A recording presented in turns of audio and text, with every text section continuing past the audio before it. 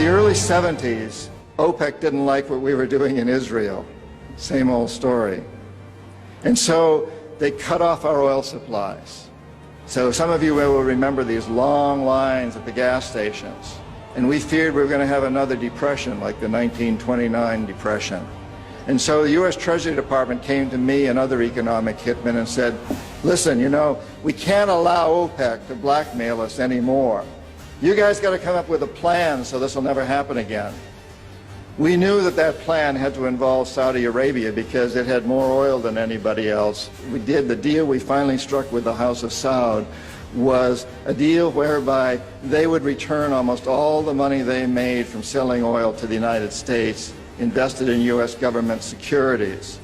The U.S. Treasury Department would use the interest from those securities, which over the years has amounted to trillions of dollars, to hire U.S. companies to westernize Saudi Arabia, build petrochemical complexes, desalinization plants, whole cities out of the desert, McDonald's and all the other things that go along with our Western culture. The House of Saud would also agree to keep the price of oil within limits acceptable to the oil companies, possibly not acceptable to you and me, but acceptable to the oil companies. And this is very, very important. They agree that they would never, ever sell oil for anything other than U.S. dollars. It was an amazing deal, the deal of the century. It was history-making, incredibly powerful deal that we struck with Saudi Arabia.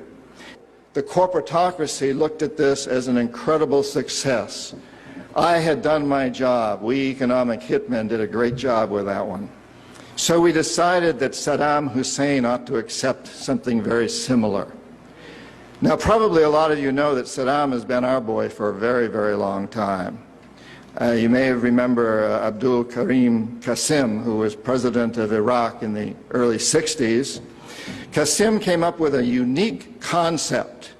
He said, Iraqi oil ought to go to benefit the Iraqi people.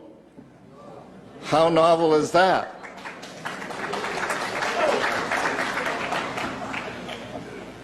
But we didn't like that very much. He began to tax the oil companies, particularly the British and some American companies, and threatened to nationalize our oil companies. And so we decided that Qasim had to go. The CIA sent an assassination team.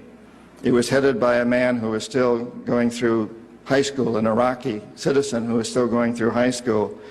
They riddled Qasim's car with bullets on the streets of Baghdad and missed him. The head of this assassination team was wounded and fled to Syria. His name was Saddam Hussein. He was a CIA agent in those days, an assassin for us. He failed. He was our boy. He was our man.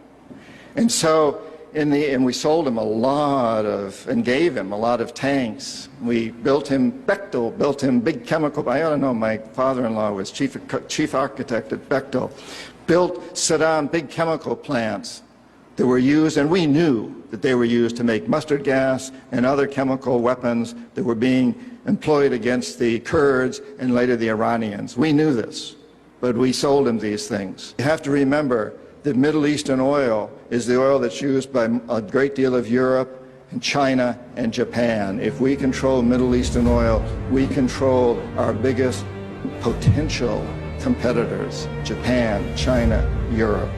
So it's very important that we do.